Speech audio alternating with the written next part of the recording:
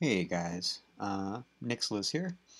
I'm not really much of a YouTuber or anything, or really any sort of, you know, person who films himself gaming, but I noticed that there was kind of a lack of tutorials for just this smaller, lower level thing here in Selcher uh, for the Seavale Reefs, and thought it might be worth putting out a little kind of hints and tips tutorial type thing for if you're not high enough level to do loot runs, and like I'm not, and you want to get some emeralds. So yeah, I'm here in Selcher, and I guess we'll go from here. So first thing, I just came from doing another quest, so we'll go ahead and head on over to the bank so I can change out my helmet. I recommend going through the quests. I'm not quite sure what they were, but there's a couple quests. You get a breathing helmet 1, really low level quest, like the Maltic Coast or something like that. And then you get a breathing helmet 2 in Nessic. And yeah, it makes it really helpful. I highly recommend it for emerald hunting or emerald farming, I guess, while you're treasure hunting in the Seavale Reef. Um, and I just bought this. I haven't used it yet. I usually use my Sage just because it has a really good mana regen. Um, but I just got an Emerald Staff. It has really good loot bonus on it, so I'm going to try that this time. And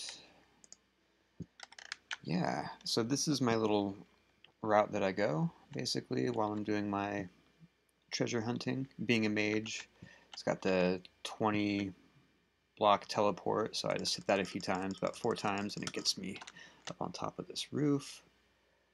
I run to the edge of this guy and hit it 3 more times. 1, 2, 3, gets me to the edge of this roof.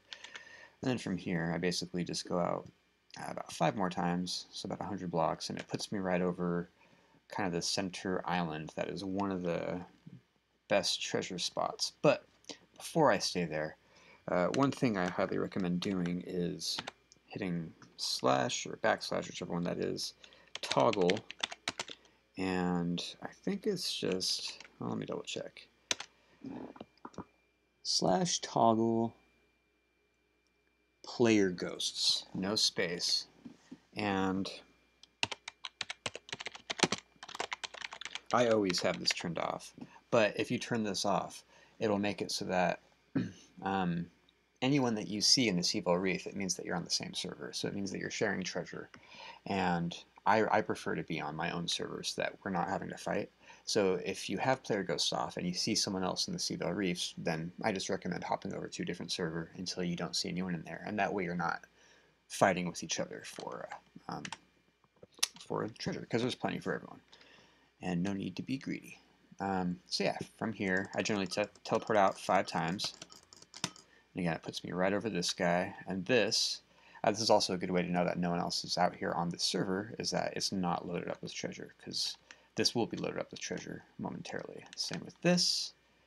This is I have like kind of a figure 8 that I run. And this right here, this cave, and this whole little alley right here is the area that I have found, and also along this little side as well, but mostly in the cave and along here is where the sunken artifacts and the coral diamonds, I think they're called, spawn.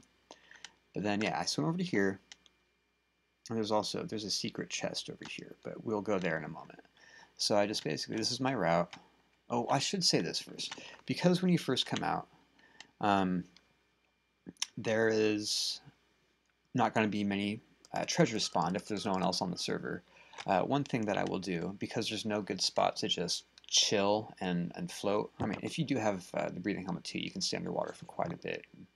Even after your health starts depleting, you can easily heal and not have to worry about it. But sometimes I'll go AFK for like 5 minutes too. And I just go over here because you can stay on the edge of this little island and you're still in the chunk, so all the treasure will still load. And on top of that, there is this little bonus loot chest that pops up back here. Check that if you want. I usually don't take anything unless it can fit in my pouch because I'm just out here to get as many emeralds as possible. But yeah, so once I've kind of let the treasure spawn for a bit, basically you can just swim straight out from here. And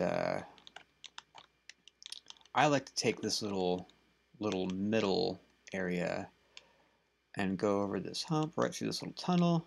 And this is one of the areas that's part of my loop. And also, well, I guess I'll tell you when I hit that little area over there. So through there, up on top of here, a little laggy. And then you've also got down here. And these are just kind of like dense little treasure areas. And so I'll run this loop a few times. I come down here under this little reef and run through this little tunnel, and this is where the diamonds often spawn. So I'll pop up here, diamond sunken artifact, and I'll look in there really quick, then go down here, do my little circle, grab everything that I can, and then pop up top and do the same thing. Let's do a little circle. Oh, there's nothing up here. Just grab all the stuff, circle around. You'll notice I'm not going for all the treasure. I'll explain that in a second.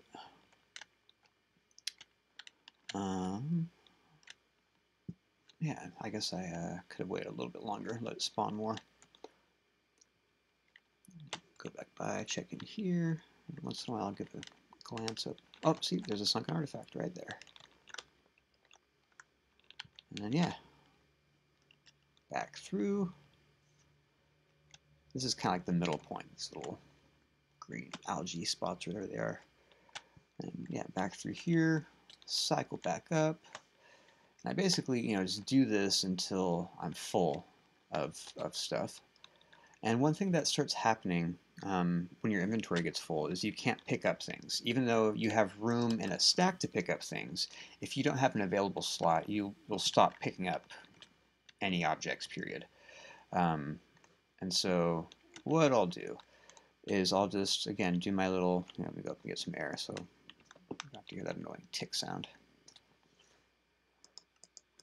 So what I'll do is just keep that cycle going. This is my little figure eight, Swim through here, check for diamond, all that stuff, blah, blah, blah, blah, blah. Go down here, collect the stuff, swim back up here, collect all this stuff. I know I already said this, but this is literally the cycle over and over again, figure eights, and it works. So back around, check, grab any more loot that you want. Oh, another sunken artifact. Check for a diamond in there. Around. Alright. Continue on through. And this time I'll show you what I do every once in a while. So once you get loaded up, especially with these, what are they called? Like these fin things or whatever they are. These things. Once you get loaded up on these, because they're only for a quest and they're absolutely worthless for emeralds. So I'll go to the secret chest in here occasionally, and I'll just get rid of all of those Nelfer coral things, whatever they are. I personally don't think it's worth the time to identify these unidentified objects and sell them. Especially if you're going to the blacksmith. If you have slots in the trade market and you're willing to wait for it, it can be worth the time for sure. But as far as the amount of emeralds that you're able to get for stacks and stuff, I think it's more worth it to get rid of all the treasure sets and stuff. And I even get rid of sunken gold nuggets and silver nuggets, small pearls. I get rid of anything that doesn't give me 5 or more emeralds.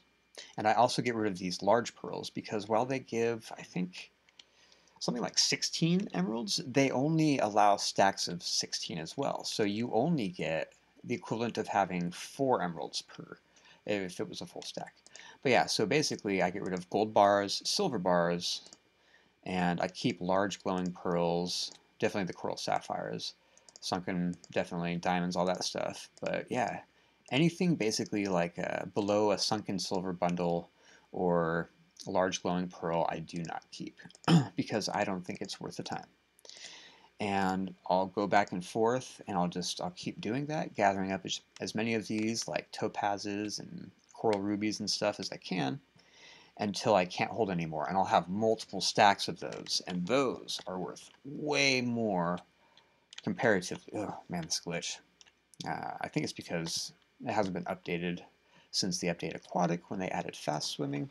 And so when you try to fast swim, you can, but the game thinks you're still standing up. So if you try to go under something, it glitches out like this. I'll show you. So swimming, if I try to fast swim, it just starts glitching like crazy because basically it thinks my head's touching it even though it's not. But yeah, that's something to look out for when you're treasure hunting as well, because that can be just kind of annoying. But yeah, that's my little cycle. Come back through here, grab a bunch of treasure, pop up, grab some air,